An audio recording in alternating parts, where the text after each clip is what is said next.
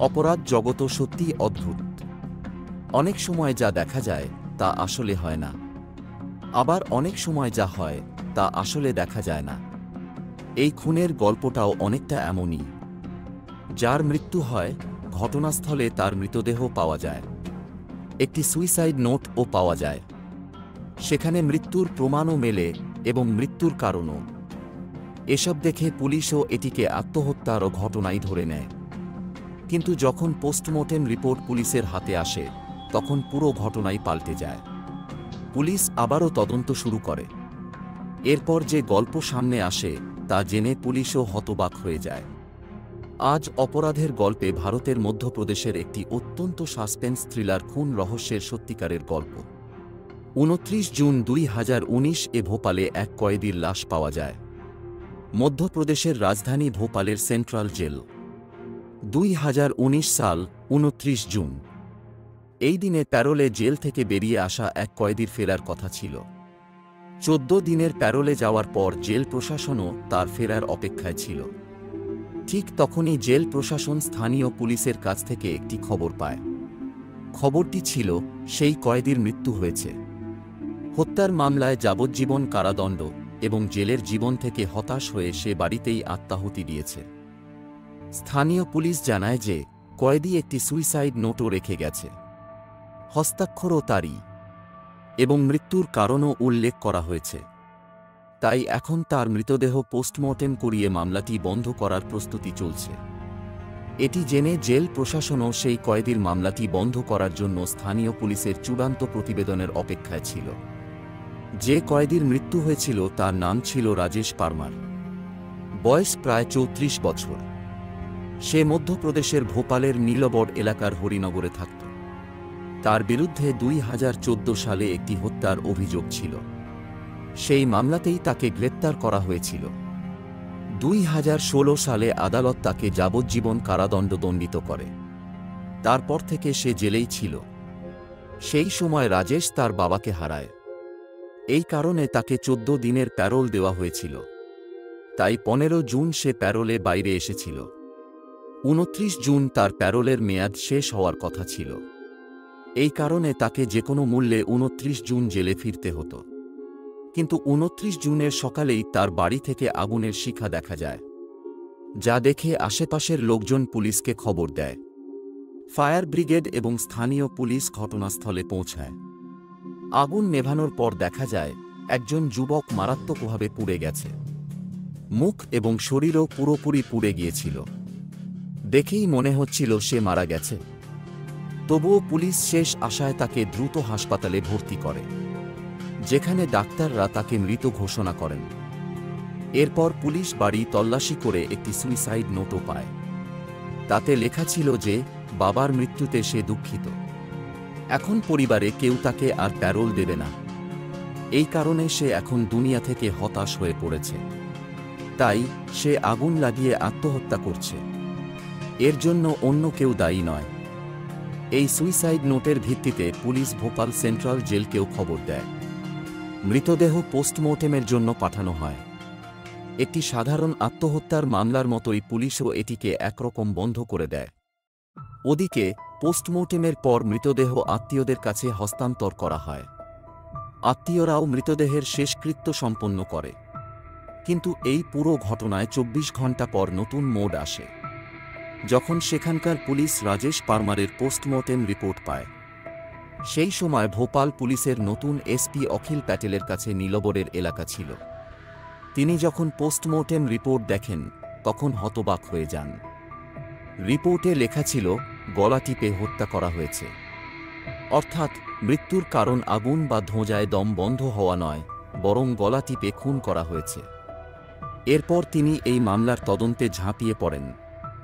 সঙ্গে সঙ্গে ঘটনাস্থল থেকে নেওয়া সমস্ত ছবি নিজের কাছে আনেন। যদি আগুনে পুড়ে মারা যায় তবে গলাকে এবং কেন টিপল, সমস্ত ছবি ভালোভাবে দেখেন। একটি ছবিতে তিনি দেখেন মৃত ব্যক্তির পা একেবারে একে অপরের সঙ্গে লেগেছিল। অথচ যখন কেউ আগুনে পুড়ে মারা যায় তখন সে ছটফট করতে থাকে। তখন তার পা একে অপরের সঙ্গে লেগে থাকার বদলে আলাদা আলাদা হওয়া উচিত। কিন্তু এই ঘটনায় এমনটি ছিল না। অন্যান্য ছবিও দেখেন। সেগুলো থেকে জানা যায় সেই ব্যক্তির মুখ এবং বুকের অংশই পুরো পুড়ে গিয়েছিল, যেখানে হাত ও পা বেশি পুড়েনি এবং অদ্ভুতভাবে মোড়ানো ছিল। এতে সন্দেহ হয় যে হয়তো হাত ও পা বাঁধা ছিল, যার কারণে এমনটি হয়েছে। এখন এটি জানার জন্য সেই পুলিশ কর্মকর্তা পুরো দল নিয়ে ঘটনাস্থলে যান। ঘটনাস্থলটি পুঙ্খানুপুঙ্খভাবে দেখেন। তারপর আশেপাশের লোকজনকে জিজ্ঞাসাবাদ করেন। তখন জানা যায় যে একদিন আগে রাজেশের সঙ্গে আরও একজন বা দুজন লোককেও দেখা গিয়েছিল। এখন পুলিশ এই মামলার ফাইল বন্ধ করার বদলে আবারও খোলে, তদন্ত শুরু করে। এখন পুলিশের সন্দেহ হয় যে যার মৃত্যু হয়েছে তাকে প্রথমে গলা টিপে হত্যা করা হয়েছে। কিন্তু রাজেশের যদি আত্মহত্যারই ইচ্ছা থাকত, তবে তাকে আগে হত্যা করা হলো কেন? যদি কেউ গলা টিপে থাকে, তবে সে কে ছিল?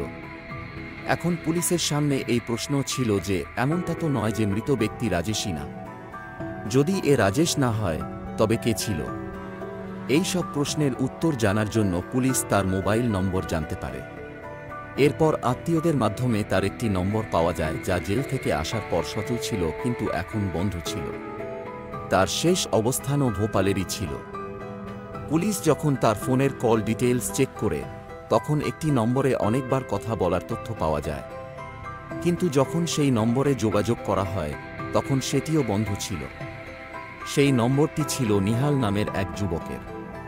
এখন পুলিশের সামনে নিহালকে খুঁজে বের করার চ্যালেঞ্জ ছিল, এবং মনে এই প্রশ্নও আসছিল যে নিহালই কি তাহলে মারা যায়নি? এছাড়া আরও অনেক প্রশ্ন। অবশেষে পুলিশ তাকে খুঁজতে শুরু করে। এরপর জানা যায় যে নিহাল মূলত বিহারের বাসিন্দা এবং আগে রাজেশের বাড়িতেই ভাড়া থাকত, কিন্তু কয়েক মাস ধরে এখান থেকে অন্য বাড়িতে চলে গিয়েছিল। এখন পুলিশের তদন্তে নিহালের অবস্থান গুজরাটে পাওয়া যায়। এরপর পুলিশের একটি দল গুজরাটে পৌঁছায় এবং তাকে আটক করে। এরপর যখন তাকে কঠোরভাবে জিজ্ঞাসাবাদ করা হয়, তখন সে যে গল্প বলে তা ছিল অত্যন্ত চাঞ্চল্যকর। নিহাল জানায় যে জেল থেকে প্যারোলে আসার পর রাজেশ তার সঙ্গে যোগাযোগ করেছিল, ফোনে কথা হয়েছিল এবং সে তার সঙ্গে দেখা করতেও গিয়েছিল। কথা বলার সময় সে খুব চিন্তিত ছিল, আবেগপ্রবণও ছিল, কারণ বাবার মৃত্যুর পর তার আর জীবনে প্যারোল পাওয়ার আশা ছিল না। তাই সে ভেবেছিল যে সে পৃথিবীর চোখে চিরতরে মারা যাবে এবং আসলে বেঁচেও থাকবে। এর জন্য সে কিছু ক্রাইম সিরিজ দেখেছিল, যার পর একটি ভয়ানক বুদ্ধি অবলম্বন করে। এর জন্য সে বাড়িতে থাকা একমাত্র মাকে পূজা করার অজুহাতে 23 জুনই বাইরে পাঠিয়ে দিয়েছিল। এরপর ষড়যন্ত্র করে যে 29 জুন প্যারোল শেষ হওয়ার পরেও তাকে জেলে যেতে হবে না, তাই 28 জুনই অন্য কাউকে নিজের জায়গায় মেরে দূরে কোথাও চলে যাওয়ার প্রস্তুতিতে লেগে পড়ে।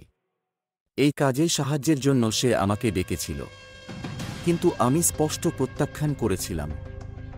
এরপর সে 1 লক্ষ টাকার লোভ দেখায় এবং কিছু টাকা অগ্রিমও দেয়, তাই তার ফাঁদে পড়েছিলাম। এভাবে 29 জুন প্যারোল শেষ হওয়ার ঠিক একদিন আগে অর্থাৎ 28 জুনই আমাদের দুজনের দেখা হয়। 28 জুন সন্ধ্যায় দুজনেই বাড়িতে ফোন রেখে ঘুরতে বের হয় যাতে অবস্থান শনাক্ত না হয়। এরপর একটি পেট্রোল পাম্পের কাছে রাজেশ তার নিজের বয়স এবং উচ্চতার একজন যুবককে পায়। সেই যুবক তার নাম রাজু রাইকোয়ার বলেছিল, এবং দুজনেই কথা বলতে বলতে বন্ধু হয়ে যায়।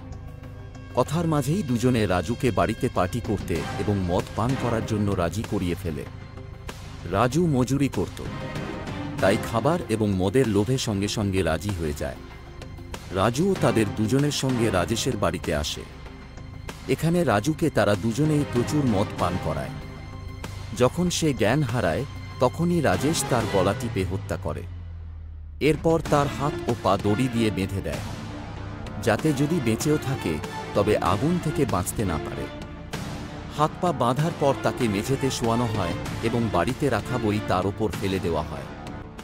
এরপর রাজেশ নিজেই একটি সুইসাইড নোট লেখে এবং তা কিছু দূরে রেখে দেয় যাতে সেটি অক্ষত অবস্থায় পুলিশের কাছে আত্মহত্যার প্রমাণ হিসেবে পাওয়া যায়। এরপর দুজনেই বাইক থেকে বের করা পেট্রোলও ঢেলে দেয় যাতে আগুনে সে পুরোপুরি পুড়ে যায়।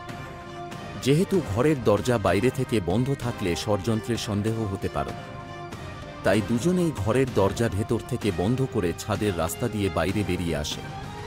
এরপর জানালা থেকে দেশলাই জ্বালিয়ে কাঠিটি ভেতরে ফেলে দেয়।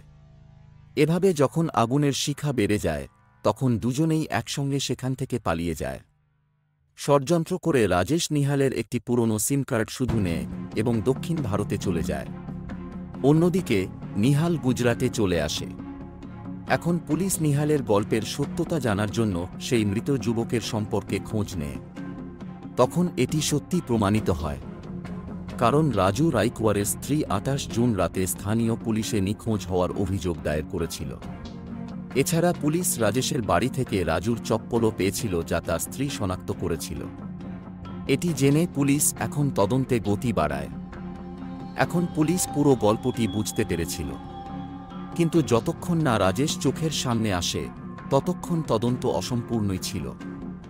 এখন পুলিশ নিশ্চিত ছিল যে আজ না হলেও কাল রাজেশ যে কোনোভাবে নিহালের সঙ্গে যোগাযোগ করবেই। রাজেশও নিহালের একটি পুরনো সিম কার্ড নিয়ে গিয়েছিল। এভাবে পরের দিন অবশেষে রাজেশের ফোন নিহালের কাছে আসে। পুলিশের উপস্থিতিতেই নিহাল তার সঙ্গে কথা বলতে শুরু করে। রাজেশ সেখানকার পরিস্থিতি সম্পর্কে জিজ্ঞাসা করে যে কোনো সমস্যা নেই তো। নিহাল জানায় যে কোনো সমস্যা নেই, পুলিশ কিছু জানতে পারেনি। এরপর রাজেশ বলে যে চেন্নাইয়ে তার কিছু সাহায্য দরকার, যদি কোনো বন্ধু থাকে তবে জানাতে। এই কথায় নিহাল বলে যে সে তাকে শীঘ্রই জানাবে। এরপর ফোন কেটে যায়। এখন পুলিশও রাজেশকে ধরার জন্য সম্পূর্ণ ফিল্মি গল্প ফেঁদে বসে। এর আওতায় পুলিশের কিছু লোককে চেন্নাই পাঠানো হয় এবং তাদের স্থানীয় সেজে রাজেশের সঙ্গে দেখা করতে বলা হয়। এভাবে নিহাল রাজেশকে চেন্নাইয়ে বসবাসকারী তার এক বন্ধুর কথা উল্লেখ করে তার ফোন নম্বর শেয়ার করে, যার পর রাজেশ পুলিশ কর্মীকে নিহালের বন্ধু মনে করে তার সঙ্গে কথা বলে এবং দেখা করতে যায়। যেই রাজেশ লুঙ্গি এবং কপালে তিলক পরা দুজন যুবককে নিহালের বন্ধু মনে করে সাহায্য চাইতে পৌঁছায়, তখনই তাকে ধরে ফেলা হয়। এভাবে পুলিশ একটি ব্লাইন্ড মার্ডার কেসের রহস্য উন্মোচন করে 8 জুলাই 2019 পুরো ঘটনাটি মিডিয়ার সামনে আনে। এই মামলা সম্পর্কে আইপিএস কর্মকর্তা অখিল প্যাটেল নিজেই বলেন যে এই মামলাটি আইনের চোখে ধুলো দেওয়ার চেষ্টা ছিল, কিন্তু যখন মামলাটির পুঙ্খানুপুঙ্খ তদন্ত করা হয় তখন পুরো সত্য সামনে আসে। এরপর রাজেশকে আবারও জেলে পাঠানো হয়। আজকে এখানেই শেষ করছি।